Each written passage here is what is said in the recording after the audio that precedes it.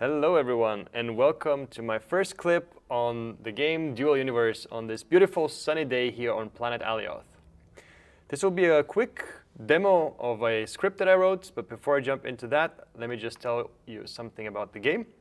For those who don't know it, this is the website dualuniverse.game, and this is by far one of the most underrated games out there. It combines elements of Star Citizen, of EVE Online, of Minecraft, No Man's Sky, and as you can see in this little video on their website here, it also has industry reminiscent very much of the game Satisfactory. Dual Universe comes with incredible depth. It is an MMORPG, massive multiplayer online role-playing game. It is based on two patented algorithms that the company Nova Quark developed. One is centered on the fanciest voxel building tools that I've ever witnessed in any game. And the other is a sharding algorithm which permits all the players to play in one and the same universe. So if you don't know it yet, definitely go check out Dual Universe, the by far most underrated game out there. In any case, this is me back at my headquarters at Serenity Shipyards and Serenity Mining's headquarters. This is Factoria, our big, ominous factory over here. And this is the Ray, my personal ride. I've been developing that bad boy, well, bad girl here over for the past, well, at least 1 year, but a continuous 2 years roughly to build this ship. It is an all-rounder ship, a multi-role ship, built for market runs, built for calibration runs, for asteroid mining runs, and so much more. Now let us get into the heart of today's video. This is the interior of the ship.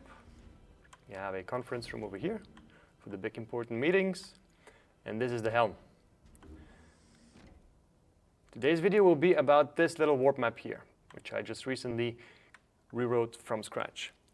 This is a helper tool meant to help the navigation of your ship. You can see the entire solar system here. Let me take place in the navigator's chair. And here you have a great overview of the entire system. The entire system here consists of these planets you see on the screen. Now, what can you do with this warp map? You can turn it around, the entire solar system, just by clicking, dragging, and dropping the screen. And this is one more feature that this game offers, which is just the nerd's wet dream, which is programmable elements. That is, if I control L on the screen, I'll probably have to leave the navigator chair for that. No, I can do it like this. You can see a whole programming language, which is Lua, by means of which this screen is actually programmed. So this game offers incredible possibilities with this programming interface that you can apply to all sorts of devices. Anyways, back to the script. So what does it allow? I have the overview of my planetary system here. I can show the planets' names. You can see we have Talamai, Tioma, Ion, Simeon, and all the others. All your favorite planets are on here. You can show the distance to the planets. For example, Jago is a staggering 475 SU away, while Tioma is 487, etc. Now here comes the fancy part. With those distances, you can also select a planet of your choosing, for example, Tioma. And if you go back, you can also select the cell cost. So this warp map will not only show you the solar system and where you are. The little orange dot here is the Hercules Mark III, which is our ship, and you can see it parked right here on Alioth, where we actually are if you look out the window. So this warp map will allow you to calculate the warp cells based on the ship's current mass to each of the planets out there. But beyond that, it will also allow you to show you the pipes. So these are the planets you can reach with a single warp jump. Since we're on Alioth, we can reach all of them because Alioth is centered in our solar system. But the warp drive, as most of you know, is limited to 500 SU. So depending on where you are, for example, if you happen to find yourself on Feli, you will have limited options, not like here in Alioth. And now I selected the planet Alioth, so all the pipes, the warp pipes, appear in yellow. And you can also see here additional information. For example, since we are on Alioth, this distance calculation is on to Alioth, so it doesn't give you very useful information, but as you can see here, you can also determine the gravity of the planet, the atmosphere's height, as well as if you click on I, you can find additional information such as a little description of the actual planet Alioth and all the resources you will find on there. Now, since I clicked on Alioth and I have zoomed in, you can also see the planet's moons. If I zoom back in, should be able to see them if I zoom far enough. There you go. Alioth has several moons: Moon 4, Moon 1, Sanctuary, and Haven. Besides that, if I go back to the main view, if I reset here my zoom, if I reset my rotation, and if I close the little information screen on Alioth, there's a further useful info on that warp map, which is that if I click on here, it will also tell me the maximum cargo that I can ferry back from that planet with the current warp cells I have aboard, which it reads out right here on top of your screen. The warp map also allows you to show the safe zone around Alioth. It allows you, I showed you the pipes already, it allows visualization of the orbits of all the planets, which you can freely rotate around here. And you can also see the weird orbits that Feli and Sikari and Sinan have, which are circular orbits, but they are just parallel to the ecliptic rather than being orbits with a high inclination, as they would be in a more realistic system. So,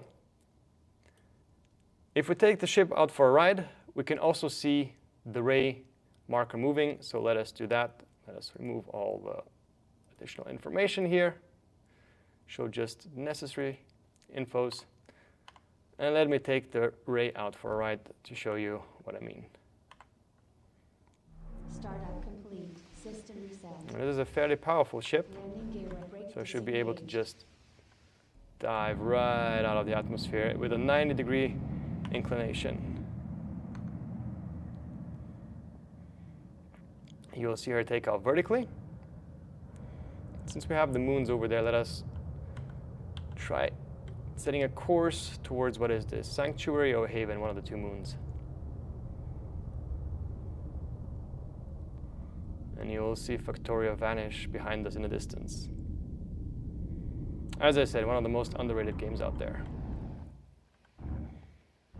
So, once you have reached escape velocity and you have left the atmosphere, you will see the Atmo engines shut off. These are the little X-shaped engines in the back, and the 3 space engines kick in and get us going towards the moon.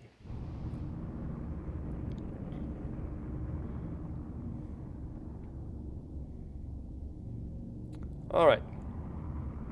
Now if I hop out of the cockpit,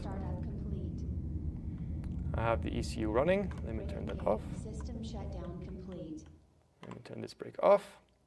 And if I jump back into my navigator's seat, you will see a little green dot appear. This green dot is the vector of our velocity. So if I rotate the screen, if I zoom out a little, we should be able to see us steering right towards, actually I should zoom in. We should be able to see that this vector steers right towards the moon. If I display the names, maybe we'll see which moons we're getting at. We are headed right towards Sanctuary. It was not Haven, it's Sanctuary. So just a final note on this warp map. This warp map is optimized for FPS, so we will see the triple crosshairs here rotating around planet Alioth. But as soon as I look outside of the screen, you will see that crosshair actually virtually freezes. So the screen adapts its FPS depending on whether the observer is looking at it or not. This concludes the little demonstration of the warp map. You can have it on the Ray. You can purchase a blueprint of the Ray on the TTV server of Dual Universe. And you will have it right here, accessible from the pilot's chair. And you can plot your course from here. Thank you for watching, and see you next time.